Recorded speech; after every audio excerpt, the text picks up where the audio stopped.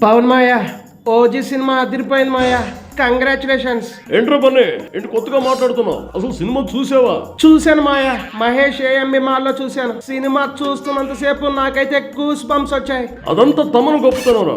Background music అయితే అదరగొట్టాడు. నిజమే మాయా, ప్రతి సీను హైలైట్ లా అనిపించింది. ఎలివేషన్ సీన్స్ అదిరిపోయాయి.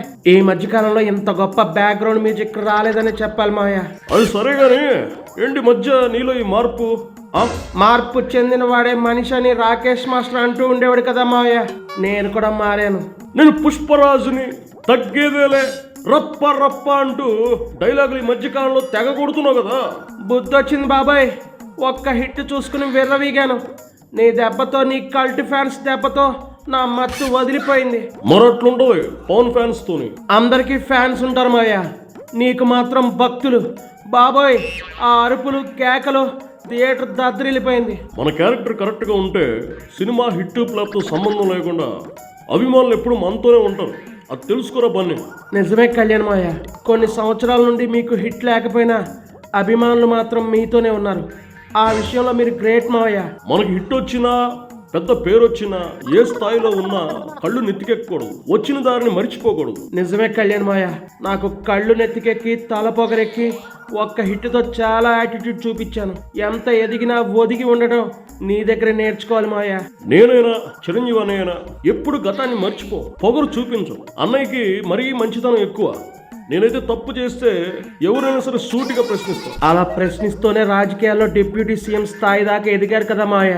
ఈ డిప్యూటీ సీఎంలు, ఈ సినిమా హిట్లు ఇవన్నీ కూడా తాత్కాలికం. అవి వస్తూ ఉంటాయి, పోతూ ఉంటాయి. కానీ మనం చేయాలనుకున్న మంచి ఏదైతే ఉందో అదే మనల్ని చరిత్రలో నిలబెట్టేలా చేస్తుంది. చాలా బాగా చెప్పారు మాయా. మెగా ఫ్యాన్స్ నన్ను ఇండస్ట్రీలోకి అడుగుపెట్టిన రోజు నుండి ఆదరిస్తూనే ఉన్నారు. నేను చేసిన కొన్ని పొరపాట్ల వల్ల వాళ్ళు దూరం అయ్యారు. చూడరు పని, మెగా ఫ్యాన్స్ చాలా మంచోళ్ళు, ఆలోచన విచక్షణ జ్ఞానం ఉన్నోళ్ళు. వారికి ఊరికే కోపం రాదు. మెగా ఫ్యామిలీని ఏదైనా అంటే మాత్రం వారు తట్టుకోలేరు, చూస్తూ ఊరుకోరు. నా కళ్ళు ఇప్పుడిప్పుడే తెరుచుకుంటున్నాయి మావయ్య. మళ్ళీ నన్ను మెగా ఫ్యాన్స్ ఆదరించాలని కోరుకుంటున్నాను. కొంచెం యాటిట్యూడ్ తగ్గించి నీ బిహేవియర్లో కాస్త మార్పు వస్తే మెగా ఫ్యాన్సే కాదు ఎవరైనా ఆదరిస్తారు. లోకల్ నుండి నేషనల్ హీరోగా ఎదిగానని ఎంతో మంది నన్ను అభిమానిస్తున్నారని, నాకేంటి నేను ఒక పెద్ద హీరోనని నాలో తెలియని గర్వం పెరిగిపోయింది మావయ్య. దానివల్ల ఇదంతా జరిగింది. సర్లేరా పన్నే, జరిగిన గతాన్ని మర్చిపో. నీ అభిమానులైనా నా అభిమానులైనా మనమంతా కలిసి ఉండాలనే కోరుకుంటారు. నీకు కష్టం వచ్చినా, నాకు కష్టం వచ్చినా మనకి మనమే తోడు ఉండాలి. మొన్న నాయనమ్మ చనిపోయినప్పుడు కూడా మీరు వచ్చి నన్ను పలకరించారు, ఓదార్చారు. నా మీద మీకు కోపం లేదా మావయ్య? ఈ కోపతాపాలు అనేవి వస్తూ ఉంటాయి, పోతూ ఉంటాయి. వాటిని పట్టుకుని ఎలాడితే మనం ఈ లైఫ్ జర్నీ సాగించలేము. ఎక్కడ నెగ్గాలో కాదు, ఎక్కడ తగ్గాలో అని కూడా మిమ్మల్ని చూసి నేర్చుకున్నాను మావయ్య. నెగ్గుతూ తగ్గాలి, తగ్గుతూ నెగ్గాలి. నెగ్గినా తగ్గినా ఏది మనసులో ఎక్కువ పెట్టుకోకూడదు. మీ మాటలు అర్థం కాకపోయినా చాలా బాగా చెప్పారు మావయ్య. నేనైతే ఓజీ చూశాక ఫిదా అయిపోయాను. సుజిత్ మాత్రం డైరెక్షన్ ఇరగదీశాడు మావయ్య. వాడు నా భక్తుడురా. భక్తుడికి తెలుసు దేవుణ్ణి ఎలా కొలవాలో, ఎలా పూజించాలో, ఎలా చూపించాలో. సూపర్ మావయ్య. గతంలో నేను మీ పట్ల ప్రవర్తించిన దానికి సిగ్గుపడుతున్నాను, బాధపడుతున్నాను. ఐఎమ్ రియల్లీ సారీ మావయ్య. మనసులో ఏం పెట్టుకోకండి. అలా పెట్టుకునేవాడిని అయితే నేను నీ దగ్గరికి రానురా. నాలో కోపాన్ని మాత్రమే చూసావు.